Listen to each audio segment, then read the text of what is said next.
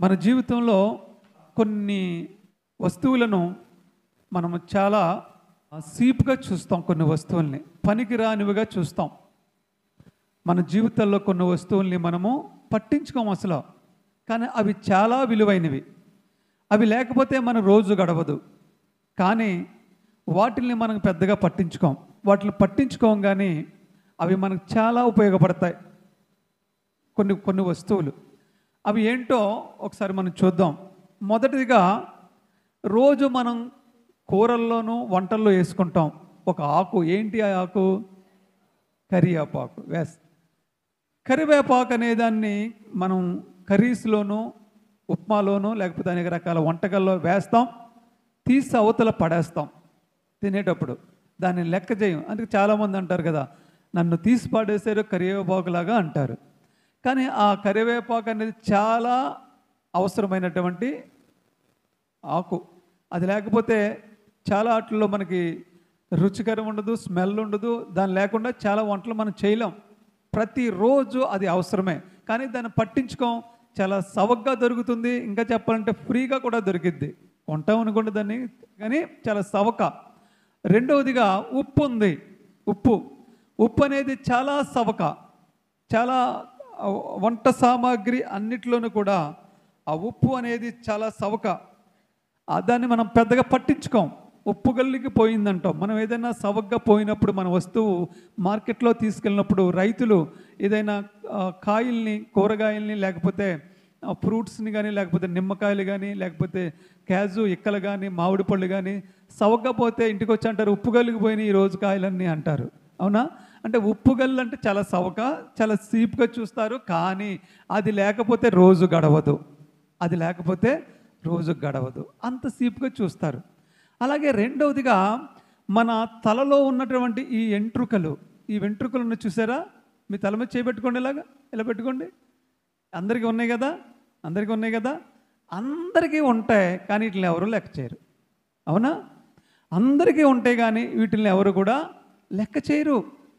సీప్గా చూస్తారు. తల వెంట్రుకల్ని లెక్క చేయరు. చాలా ఈజీగా చూస్తారు. ఈ వెంట్రుకల్ని చాలా లెక్కలేనివిగా చూస్తారు, పట్టించుకోరు. ఇవి అసలు విలువ లేనివిగా చూస్తారు, చాలా సీప్గా చూస్తారు. కానీ ఆ వెంట్రుకలు లేకపోతే ఒకసారి ఊహించుకోండి. పురుషులు అంటే బాల్ హెడ్ ఉన్నా పర్లేదు, కానీ ఒకసారి స్త్రీలు ఊహించుకోండి. తల ఊడికిపోతే మీ తల ఒకసారి ఊహించుకోండి ఎలా ఉంటుందో, ఎంత ప్రమాదమో చూడండి. అది అలాంటి ఈ వెంట్రుకలను చాలా సీప్గా చూస్తారు, లెక్క చేయరు ఎవరు కూడా. ఈరోజు మన యొక్క సబ్జెక్ట్ ఏంటంటే ఈ తల వెంట్రుకల గురించే మన సబ్జెక్ట్. ఏంటమ్మా? నేను మీకు 3 వస్తువులు చెప్పాను. ఏమేమి చెప్పాను? కరివేపాకు, ఉప్పు, తల వెంట్రుకలు. అమ్మా, ఈ 3 నేను చెప్పబోయే మొదటి అంశం తల వెంట్రుకలు. అది అయిపోయిన తర్వాత టైం ఉంటే ఉప్పు లేకపోతే కరివేపాకు కోసం వెళ్దాం. ఫస్ట్ నేను చెప్పేది ఇప్పుడు తల వెంట్రుకలు. ఓకేనా? ఈ తల వెంట్రుకల గురించి నేను కొద్ది నిమిషాలు మీకు చెప్పాలని ఆశపడుతూ ఉన్నాను. దేవునికి స్తోత్రం కలుగునుగాక. ముందుగా ఒకసారి దేవుని వాక్యం చూద్దాం. ప్రకటన గ్రంథము 1వ అధ్యాయం 14వ వచనం. ఆయన తల వెంట్రుకలను తెల్లని ఉన్నిన పోలినవై హిమమంత ధవళముగా ఉండెను. ఆయన అంటే యేసుక్రీస్తు ప్రభు. ఎక్కడున్నాడంటే పరలోకంలో ఉన్నాడు. ఎవరు చెప్తున్నారంటే యోహాను గారు చెప్తూ ఉన్నారు. యోహాను గారి పరలోకం వెళ్ళాడు. ఆయన ఆ పరలోకంలో కనపడుతున్నాడు దేవుడు. ఒక సింహాసనం మీద దేవుడు కూర్చుని ఉన్నప్పుడు ఆయన గురించి ఈయన వర్ణిస్తున్నాడు. ఇప్పుడు ఆయన గురించి అంతా వర్ణించాడు, కానీ ఈ సమయంలో మన తల వెంట్రుకల గురించి చెప్తున్నాం కాబట్టి దేవుని వెంట్రుకలు ఎలా ఉన్నాయంట? తండ్రి అయిన దేవుని వెంట్రుకలు ఎలా ఉన్నాయంటే తెల్లగా దగదగ మెరిసిపోతూ ఉన్నాయంట. మన జుట్టులాగా నల్లగా లేదు. ఓకే, మన తల వెంట్రుకలకు కానీ తెల్లబడితే మనం ఏం చేస్తామమ్మా? కలర్ చేస్తాం. అసలు ఈ వెంట్రుకలు ఎన్ని ఉంటాయి తెలుసా మీకు తలలో? ఒక మాట చెప్తాను మీకు. ఓకే, మత్తయి సువార్త 10వ అధ్యాయము 30వ వచనం. మత్తయి సువార్త 10వ అధ్యాయము 30వ వచనం. మీ తల వెంట్రుకలన్నీ లెక్కింపబడి ఉన్నవి కనుక మీరు భయపడకండి. చాలమ్మ, దేవునికి స్తోత్రం కలుగునుగాక. దేవుడు మనతో మాట్లాడుతున్న మాట ఏమిటంటే, మీ తల వెంట్రుకలన్నీ లెక్కింపబడి ఉన్నవి గనుక మీరు భయపడకడి. ఇందులో ఒక మాట మీరు అండర్లైన్ చేశారో లేదో కానీ, లెక్కింపబడ్డాయి. దేవుడు అంటున్నాడు మీ తల వెంట్రుకలు లెక్కింపబడ్డాయి అంట. మీరు ఎప్పుడైనా లెక్క పెట్టారా మీ తల వెంట్రుకలు ఉన్నాయో? అమ్మ, లెక్క పెట్టారు ఎప్పుడైనా మీ తల వెంట్రుకలు? లెక్క పెట్టగలరా? తల వెంట్రుకలు లెక్క పెట్టగలరా ఎవరైనా? అమ్మ, ఊడిపోయే తల లెక్క పెట్టలేరు. ఇక మనకు ఉన్న తలని ఎలా లెక్క పెడతారు? అది కూడా చెప్తాను నేను. రోజుకి ఎన్ని ఊడిపోతాయో మనకు అవి కూడా చెప్తాను ఇప్పుడు నేను. మన తల వెంట్రుకలు అంట లెక్క ప్రకారంగా, అంటే దేవుడు లెక్క పెట్టి ఉంచేశాడు. మనకి ఇక్కడ మన యొక్క సైంటిస్టులు పరిశోధన ద్వారా బయలుపరిచిన మాట ఏంటంటే, సగటున ఒక్కొక్కరికి తల వెంట్రుకలు 1,00,000 నుండి 1,50,000 ఉంటాయంటండి. 1,00,000 నుండి 1,50,000 వెంట్రుకలు ఉంటాయంట. అంటే ఒత్తుగా ఉన్న వాళ్ళకి 1,50,000 ఉంటాయి, పలసగా ఉన్న వాళ్ళకి 1,00,000, ఇంకా తగ్గిపోయిన వాళ్ళకి 80,000 అలా ఉంటాయంట. అంటే 80,000 నుండి 1,50,000 వరకు ఒక్కొక్క మనిషికి తల వెంట్రుకలు ఉంటాయంట. అయితే ఈ తల వెంట్రుకలు రోజుకి ఎన్ని ఊడిపోతాయంటే, ఊడిపోయే వాళ్ళ స్థితిని బట్టి రోజుకి 50 తల వెంట్రుకల నుండి 150 తల వెంట్రుకల వరకు ఊడిపోతాయంట మనిషికి.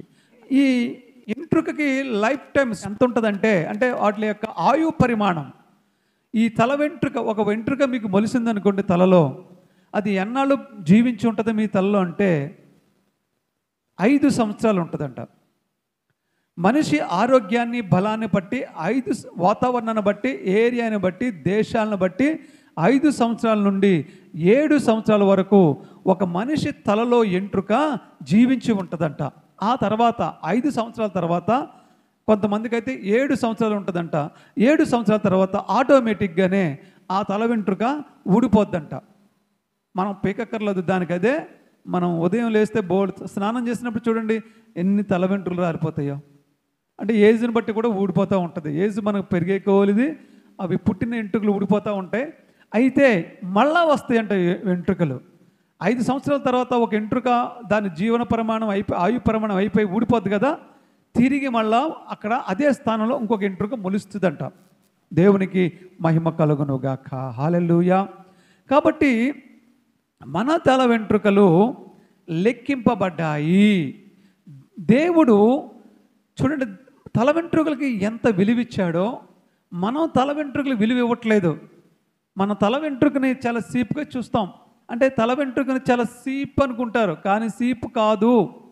తల వెంట్రుక అంత తీసేయవలసినట్టు తల వెంట్రుక కాదు అని తల వెంట్రుకలకి దేవుడు ఎంత విలువిచ్చాడో, తల వెంట్రుకల ద్వారా మనము ఏం పాఠం నేర్చుకోవచ్చో, తల వెంట్రుకలు ఎంత విలువైనయో దేవుడు తల వెంట్రుకల గురించి ఎన్నిసార్లు చెప్పాడో ఈరోజు నేను ఈ వాక్యం ద్వారా చెప్పాలని ఆశపడుతూ ఉన్నాను. దేవునికి అంటే తల వెంట్రుకలు అంత సీపైనవి కాదు అని చెప్పేది దేవుని ఉద్దేశము. అప్పుడు మనం తల వెంట్రుకల గురించి కొంత తెలుసుకున్నాం కదా. మత్తయి సువార్త 10:30 కదా మనం చదువుకున్నాం. ఏంటది? ఇంకొకసారి చదవమ్మ దాన్ని. మీ తల వెంట్రుకలన్నీ లెక్కింపబడి ఉన్నవి కనుక మీరు భయపడకండి. దేవునికి స్తోత్రం కలుగునుగాక. మీ తల వెంట్రుకలన్నీ లెక్కింపబడి ఉన్నవి కాబట్టి మీరు భయపడకండి.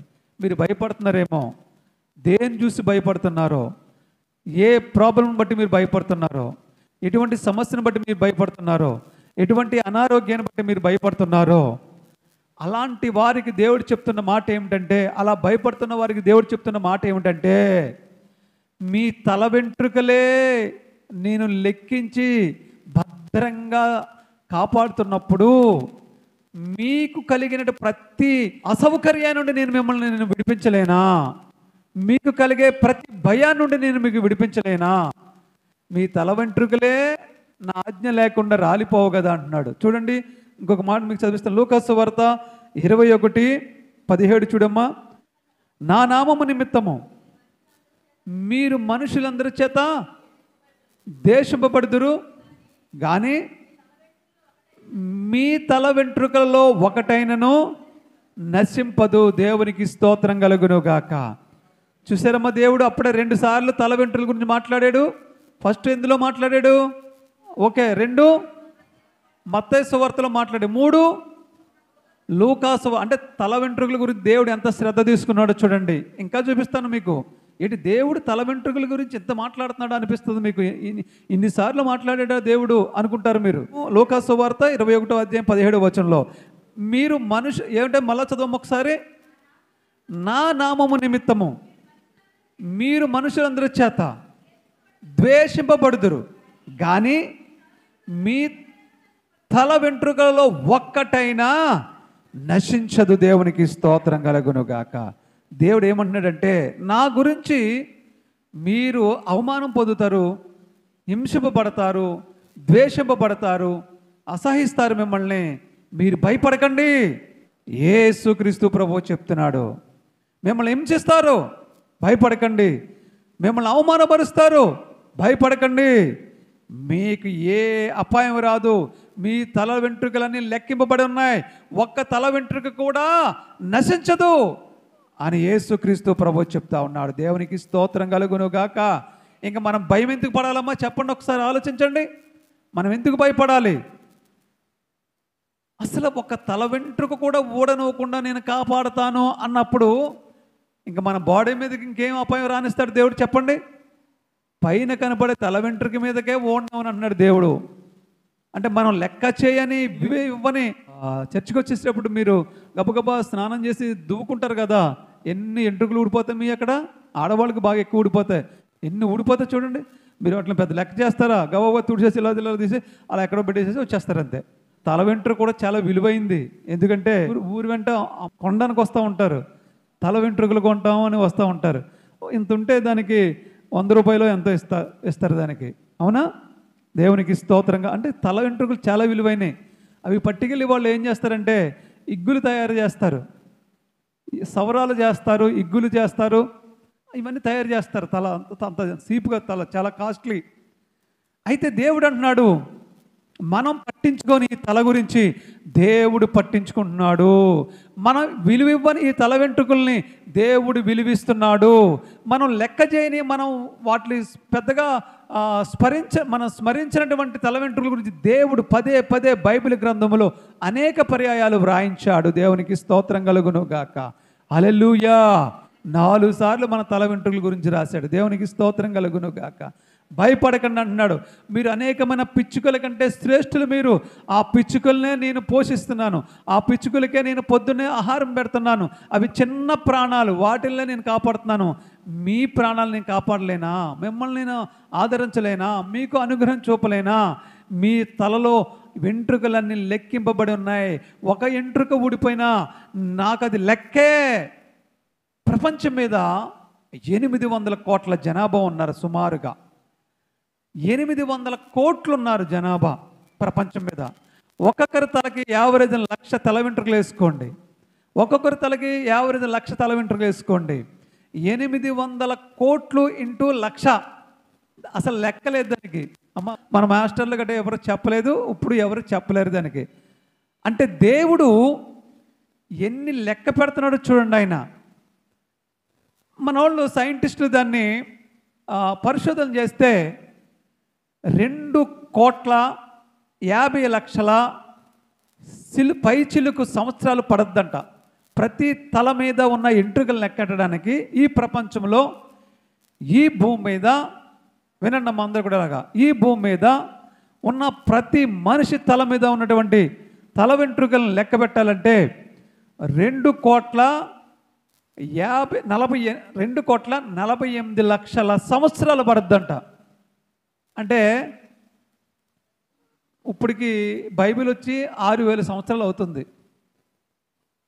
ఆదాము పుట్టి 6,000 సంవత్సరాలు అవుతుంది. 1,000,000 సంవత్సరాలు అవ్వాలంటే ఇంకెంత టైం పడుద్దమ్మా? 6,000 సంవత్సరాలకే అంతం వచ్చేసేలాగా ఉంది భూమి. ఇంకా 1,00,000 సంవత్సరాలు అవ్వాలంటే, పోనీ 10,000 సంవత్సరాలు అవ్వాలంటే, 50,000 సంవత్సరాలు అవ్వాలంటే, 1,00,000 సంవత్సరాలు అవ్వాలంటే, 1,000,000 సంవత్సరాలు అవ్వాలంటే, 2,00,00,000 సంవత్సరాలు అవ్వాలంటే ఏమైనా ఉంటుందా? లెక్క పెట్టగలమా? అసలు పెట్టేలేము.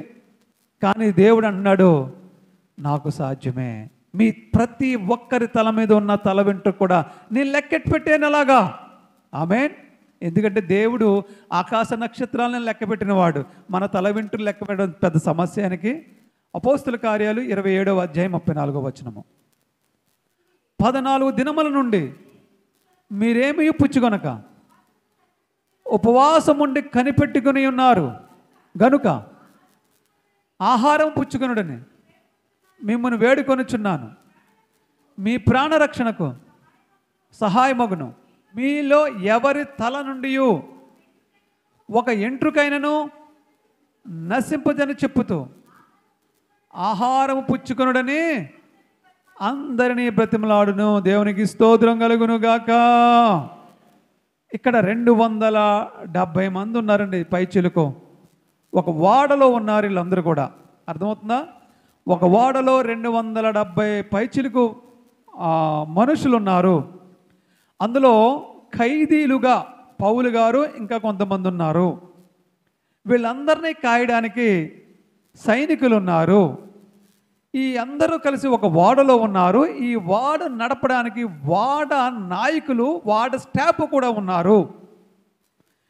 పౌలు గారిని కైసరి దగ్గరికి తీసుకెళ్తున్నారు. పట్టబడ్డ ఖైదీగా ఉన్నాడు పౌలు గారు. అక్కడ మాట్లాడడానికి పౌలు గారిని మరి కొంతమంది ఖైదీలను బంధించి వాడలో వేసి తీసుకెళ్తున్నారు. ఇటలీకి తీసుకెళ్తున్నారు. వాడలో ప్రయాణం చేస్తూ ఉండగా తుఫాను పట్టుకుని వాడ ఎటు వెళ్ళాలో అర్థం కాకుండా ఎటో వెళ్ళిపోయింది. ఇంక అది మార్గం తొలగి ఈ గాలికి కొట్టుకుపోయింది. అక్కడికో కొట్టుకుపోయి కారణం చేత వాళ్ళ పరిస్థితి తీవ్రంగా మారిపోయింది. ఎలా ఉన్నారంటే ఇంకా వాడ మునిగిపోయేలా ఉంది. వాళ్ళందరూ చనిపోయేలాగా ఉన్నారు. ప్రాణాలు అరిచేతిలో పెట్టుకుని ఉన్నారు. ఒక రోజా 2 రోజుల తగ్గిద్దేమో అని చూస్తున్నారు కానీ తగ్గట్లేదు. 14 రోజులు అయిపోయింది. వాళ్ళందరూ భయపడి తిండి తిప్ప మానేసి చూస్తూ ఉన్నారు. భోజనం మానేశారు, తిండి మానేశారు, భయపడిపోతూ ఉన్నారు. ఈ 270 పైచిలుకు మంది 276 మంది ఈ జనాభా ప్రాణాలు అరచేతుల్లో పట్టుకుని చూస్తూ ఉంటుంటే పౌలు గారు అంటాడు, మీరెవ్వరూ మీ ప్రాణాల గురించి భయపడవలసిన అవసరం లేదు. మీ తలలో ఒక తల వెంట్రుక కూడా నశించదు అని దేవుడు పౌలు గారి ద్వారా చెప్తూ ఉన్నాడు. ఎందుకంటే మీరు భయపడుతున్నారు కదా, ఈ వాడ మునిగిపోద్దేమో, మనం ప్రాణాలతో చచ్చిపోతామేమో అని మీరు భోజనం మానేసి 14 రోజులుగా ఉపవాసం ఉన్నారు కదా. భయపడకండి. ఈరోజు మీరు ఆహారం తినండి. మీ తలలో ఒక ఎంట్రుక కూడా నశించదు, నేను హామీ ఇస్తున్నాను. ఎందుకంటే నా దేవుడు నాకు రాత్రి కనిపించి చెప్పాడు. దేవుని దూత వచ్చి పౌలుతో చెప్పినట్లుగా పౌలు చెప్తాడు, ఉపవాసంతోనే ఉన్నారు. మీరు ఇప్పుడు ఆహారం తిని బలపరచుకోండి. మీ ఆహారం తిని మీ ప్రాణాలు దక్కించుకోండి. మీకు వచ్చిన భయం ఏమీ లేదు. మీ వెంట్రుకలన్నీ లెక్కింపబడి ఉన్నాయి. మీ ఒక వెంట్రుక కూడా దేవుడికి అక్కడ లెక్కే. కాబట్టి మీ తలలో ఒక వెంట్రుక కూడా ఊడదు అని పౌలు గారు అక్కడున్న 276 మందితో చెప్పిన తర్వాత ఈ మాట విన్న వాళ్ళందరూ కూడా ధైర్యం తెచ్చుకుని, బలం తెచ్చుకుని ఆహారాన్ని పుచ్చుకున్నారు. దేవునికి స్తోత్రం కలుగునుగాక. హల్లెలూయా, హల్లెలూయా. చూడండి, ఇంకొకసారి తల వెంట్రుకల గురించి దేవుడు ఇప్పుడు ఎన్నిసార్లు రాశాడు? 7 సార్లు. ఇంకొకసారి కూడా నేను మీకు చూపిస్తాను. 1 సమూయేలు గ్రంథము 14వ అధ్యాయము 45వ వచనము. 1 సమూయేలు 14:45. 1 సమూయేలు 14:45. అయితే జనులు సౌలుతో ఇశ్రాయేలుకు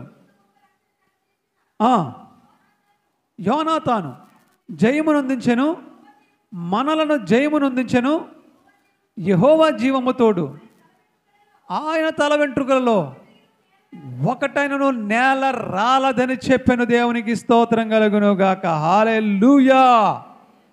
చూసారా, తల వెంట్రుకలకు దేవుడు ఎంత విలువిచ్చాడు తెలుసా? యోనాతాన్ అనగా ఎవరంటే సౌలు యొక్క కుమారుడు. సౌలు ఎవరంటే ఇశ్రాయేలీ ప్రజలకు మొట్టమొదటి రాజు. అంటే పాత నిబంధనలు ఉన్న సౌలు ఈయన, కొత్త నిబంధనలు ఉన్న సౌలు కాదు. పౌలు అనే సౌలు కాదు. దావీదు మామగారు అనేటువంటి సౌలు పాత నిబంధనలో ఇశ్రాయేలీ ప్రజలకు రాజు. ఒక రోజున యుద్ధం చేసేటప్పుడు ఆ రోజు ఉదయం నుండి ఒక ప్రతిజ్ఞ చేస్తారు. సౌలును కూడా ఉన్న సైనికులు ఏమనంటే, ఈరోజు సాయంత్రం వరకు కూడా మనం ఎవరు కూడా పంటి మీద చిన్న ఆహారం కూడా పెట్టకుండా యుద్ధం చెయ్యాలి మనమని అక్కడ ప్రతిజ్ఞ చేస్తారు, ప్రమాణం చేస్తారు. అలా ప్రమాణం చేసేటప్పుడు యోనాతాను అక్కడ ఉండడు. ఆ కారణం చేత యుద్ధం జరుగుతున్నప్పుడు శత్రు సైన్యం అంతా పారిపోతూ ఉంటుంది, వీళ్ళు కొడతా ఉంటారు. ఎవ్వరూ నోటిలో చిన్న ఆహారం కూడా పెట్టకుండా తరువుతూ ఉంటారు. ఈ శత్రు సైన్యాన్ని ఇశ్రాయేలు ప్రజలు తరువుతూ ఉన్న సమయంలో వీళ్ళు వెళ్తున్నప్పుడు ఆ కానాను దేశంలో తేనె వీళ్ళకి తగులుతూ ఉంటున్నప్పుడు, ఆ అరణ్యములో యుద్ధాలు చేస్తున్నప్పుడు తేనె, ఈ కత్తిదీలు, ఈటలు, బాణాలు విసురుతున్నప్పుడు అవి తేనె పట్టులు తగిలి ఆ తేనె భూమి మీద పడి అది ఇంత దలసరగా పారుతూ ఉంటుందంట తేనె. ఆ తేనెలోంచి వీళ్ళు తొక్కుకుంటూ ఆ తేనెలోంచి అడుగులు వేసుకుంటూ పారిపోవలసిందే కానీ తీసుకుని నోట్లో పెట్టుకోవడానికి కుదరదు. ఎందుకని? ఉదయాన్నే వాళ్ళు ప్రమాణం చేశారు, ఈరోజు మేము ఏమీ ఆహారం నోట్లో ముట్టమని. కానీ తేనె చూస్తే ఎలా ఉందంటే కాలువలాగా వెళ్తాం తేనె. వీళ్ళు చేసిన యుద్ధానికి ఆ చెట్లలో ఉన్న పెద్ద పెద్ద తేనె పొట్లు కదిలిపోయి కింద పడిపోయి తేనె దారలు కట్టి కాలువలా ప్రవహిస్తుంటే ఈ ఇశ్రాయేలు ప్రజలకు నోరు ఊరిపోతుంది. పొద్దున్నుంచి ఏమీ తినలేదేమో, కొంచెం తేనె చాలా బలం తేనె అంటే, అది కొంచెం నోట్లో పెట్టుకుంటే మనకు శక్తి వస్తుంది, ఇంకా మనం యుద్ధం చేయొచ్చు అన్న ఆశ కలిగినా కానీ ఎవరు కూడా తేనె ముట్టుకోవడానికి వీరలేదు. కానీ యోనాతాను ఏం చేస్తున్నాడంటే, ఆ యోనాతాను ఈరోజు యుద్ధంలో గెలవడానికి కారణము యోనాతాను. ఎందుకంటే తనే శత్రు సైన్యాన్ని చెండాడి తనే ఇశ్రాయేలు ప్రజలకు జయాన్ని సమకూర్చడంలో ముఖ్యమైన పాత్ర పోషించిన వాడు. సౌలు యొక్క కొడుకు. అతను ఉదయకాలంలో ప్రమాణం చేసే సంగతి అతనికి తెలియదు. కాబట్టి అతను ఏం చేశాడంటే వెళ్తూ వెళ్తూ తన ఈటె కొనకి ఇలా ముంచి ఇలా పైకి తేనె తీయగానే అది అంటే దారిలాగా వెళ్ళిపోతుంది, తేనె కాలువలాగా వెళ్ళిపోతుంది. ఆ కాలువలోంచి మనుషులు వెళ్ళినట్లుగా పారిపోతున్నారు కదా, వాళ్ళు తేనె ముట్టుకుంటలేదు. ఈయన తెలియని కారణం చేత ఆయన ఏం చేస్తాడంటే తేనె ఇలా తీసుకుని తింటాడు. తినగానే కళ్ళు తేటగా కనపడతాం మొదలెడతాయి, ఈయనకి బలం వచ్చేస్తుంది. ఇంకా యుద్ధం చేస్తారు, యుద్ధంలో గెలిచేస్తారు. సాయంత్రం అయినప్పుడు అక్కడ ఒక సందర్భం వస్తుంది. ఆ సందర్భాన్ని బట్టి ఎవరో తప్పు చేశారు, ఎవరో తిన్నారనే, అంటే మీకు క్లుప్తంగా చెప్పేస్తున్న టైం లేదు కాబట్టి ఎవరో తిన్నారు అనేటటువంటి అవగాహనకు వచ్చేస్తారు. వచ్చి ఎవరు తిన్నారు అని అడిగినప్పుడు యోనాతాను తిన్నాడని తెలిసిపోద్ది. ఇంకెవరు తిన్నా మరణశిక్ష విధించవలసిందే, వాళ్ళు ప్రమాణం చేశారు కాబట్టి తప్పదు. ఇంకా రాజు కొడుకైనా ఎవరైనా ప్రమాణమే ఆ రోజుల్లో అలా ఉండేది. కాబట్టి యోనాతాన్ని మరణానికి పాత్రుడు అని చెప్తాడు రాజుగారు. ఎవరైనా మరి అప్పుడు రాజు కొడుకైనా ఒకటే, వేరే వాళ్ళైనా ఒకటే. కాబట్టి యోనాతాను చనిపోవలసిందే అని అంటారు. అప్పుడు ఇశ్రాయేలు ప్రజలందరూ కూడా అంటారనమాట, లేదు లేదు లేదు లేదు, ఈరోజు ఇశ్రాయేలు ప్రజలకి విజయం వచ్చిందంటే కారణము యోనాతానే, మేమందరం చెప్తున్నాం. అతని తలలో ఒక వెంట్రుక కూడా ఊడి నేల రాలి పడదు అని గట్టిగా శపథం చేస్తారు. దేవునికి స్తోత్రం కలుగును గాక. ఆ రోజు చూడండి, అతని ప్రాణాన్ని రక్షించడానికి ఇశ్రాయేలు ప్రజలందరూ ఒక్కటైపోయి ఆ రోజు అనుకున్నటువంటి, ఆయనకి తెలియదు కదా, తెలియక తిన్నాడు, మేమందరం మేము ప్రమాణం చేసినప్పుడు ఆయన అక్కడ లేడు, కాబట్టి ఆయన తలలో ఒక ఎంట్రుక కూడా రాలి నేల పడదు అంటారు. అంటే ఆయన ప్రాణానికి వచ్చిన అపాయమేమీ లేదు అని ఇశ్రాయేలు ప్రజలందరూ కూడా అడ్డుకుంటారు. ఆ రోజు ఆయన ప్రాణాన్ని కాపాడుతారు. కాబట్టి ఆ రోజు అలా ఆయన ప్రాణము కాపాడబడింది. దేవునికి స్తోత్రం కలుగును గాక. ఇంకొక మాట కూడా నేను ముగిస్తాను తల వెంట్రుకల గురించి. 2వ సమూయేలు గ్రంథము 14వ అధ్యాయం 11వ వచనము.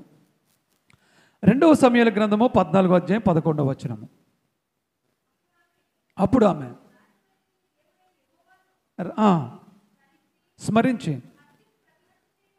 హత్యకు ప్రతిహత్య చేయవారు నా కుమారు నశింప చేయకుండా